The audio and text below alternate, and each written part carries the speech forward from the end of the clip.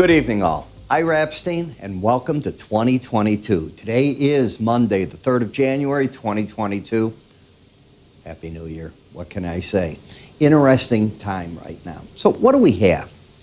You have new money being deployed in the market, and that takes place the first week of every year.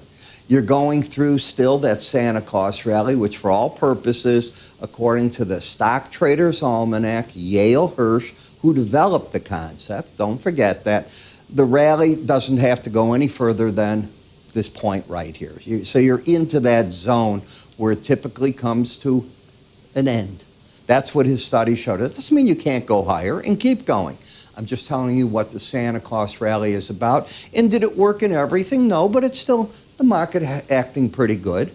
The laggard is still is the Russell. You can see that on the charts. It's coming alive a little bit, but it's nowhere near its all-time highs the ways that all the other indices are.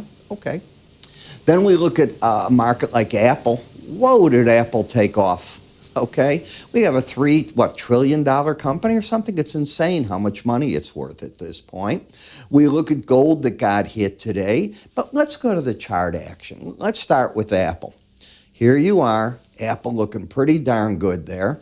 The pattern on the chart is one of higher lows, higher highs, and today's high of 182.88 is a new high for the stock. So certainly carrying the market off to the races. You can see that it is staying over the 18-day average of closes, which keeps the bias of the market up, which means buy programs are staying in place. Yes, you get corrections, but you'll notice they've held very well this 18-day average zone. Back here in October is when it wasn't. That was your bigger correction. That's not what you're getting right now. So where's the resistance if the moving averages of the 200, the 100, and the 18 are all under the market? What's going to be the Bollinger Band? 182.92. And if you go back, you see this is a market that doesn't have to stop at the first time you hit it, but it's often where the pros start taking money off the table, just right here. So you're 4 cents away from it. You're in that zone where I think the pros are starting to do that right now. You'll say, but it's going to keep running. I know it is, and I know you're going to tell me that, but that's not what the work says you're supposed to do. When you're overbought, approaching a Bollinger Band, take my enhanced Bollinger Band course to understand this. It will give you your doctorate, your master's degree in understanding momentum and Bollinger Bands. You're going to get a new perspective on it. And I know you'll tell me, no, Ira, it can keep going. That's not necessarily the case. First of all, you weren't embedded here. Okay, when you're embedded, there's ways to come into the market under your term with a moving average that I teach in the course. It's right here at the end of everything. By the way, on Thursday, I was going to do it originally on Wednesday. I've decided to do my live webinar on Thursday. Had too much else going on right now that I got to finish up at the beginning of the year. I didn't even think the markets were open today. I had one person write me saying what an idiot I am. I don't even know that. They're right. I apologize. I didn't even read what I sent to my clients out. Okay, how stupid am I? When you get a Friday, New Year's Eve, the market's open on Monday. If it would have been a Saturday, you're not open on Monday. There's a whole way that they do that. I was wrong. So I apologize, but I caught up with everything this morning, got my weekly subscriber videos and everything out to my people. In XLF, you are not trending. You are overbought, staying over the 18-day average to keep an upside bias, but the market's got a pattern of a higher high, lower low, and you can almost argue it's just going sideways within those Bollinger Bands at this time.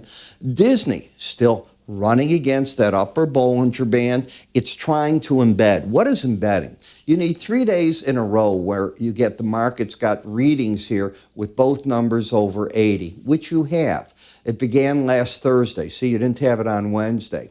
So that tells me until the red line closes back under 79, but there's a way to catch it, on pullbacks under a certain set of a rule, the simplest thing, your kid will get it once he studies this, you're a buyer at a key moving average. Again, that's in my course. And then you're looking for the Bollinger Band again. You have a contra trend. The trend has been, or the bias at least, up. The market hit the Bollinger Band, non-embedded. You've begun your correction, and you're at the point where the market has to make a decision what to do. The negative going on Facebook is the massive amount of lawsuits against it. It is something they're going to have to deal with sooner this year than later this year. So it's something that's going to be there. But right now the chart looks okay. I don't see a trend to trade one way or the other. On the industrial sector, Spider, lower highs, lower lows.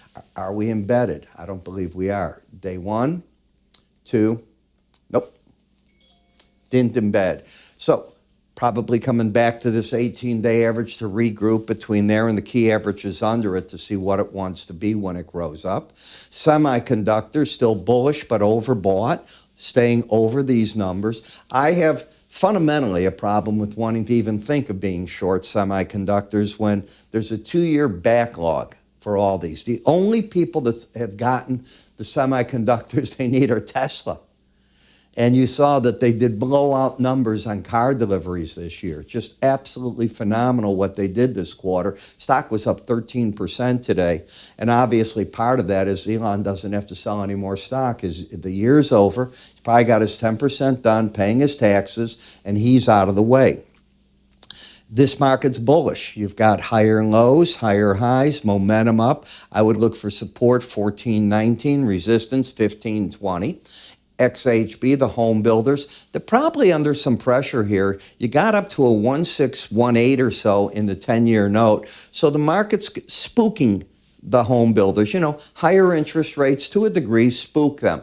These aren't crazy rates. These are not 8% mortgages. They're 3-something mortgages. So things you got to just look out for. Energy sector, OPEC meets tomorrow to give us their decision. It seems a fait accompli that they're going to go with a 400,000 barrel a day increase again. The market is tight according to them. Libya's out 100,000 barrels. Libya's out 700,000 barrels a day. They have been having trouble for months on end. But surprisingly, Venezuela is producing now, what? They hit 1 million barrels a day. This is a country that wasn't producing anything. 1 million barrels a day in December. They got the help from Iran to sell to China. 2 wonderful friends of ours. The emerging markets, higher lows, higher highs, overbought though. I don't see anything there that's ready to go. In the gold, this should be the support zone that the market starts fighting a battle at.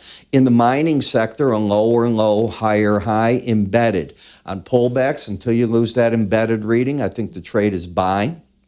And they're looking for that Bollinger Band until the process ends when you lose the embedded reading. Copper. Is the market going to embed? So both numbers are over 80 today. Both numbers on Friday were over 80, not the day before. Tomorrow tells the story if it's going to, so I sit there like this. Do I want to pull a trigger on that and go with it? TLT. You know, everybody's jumping on the thought process that, oh, away you're going to go, there's going to be even more interest rate hikes. I read today a story in Market Watch. If you read what the futures markets were telling you, the futures markets are saying that in March could be a 54% chance now of the first rate hike. Okay.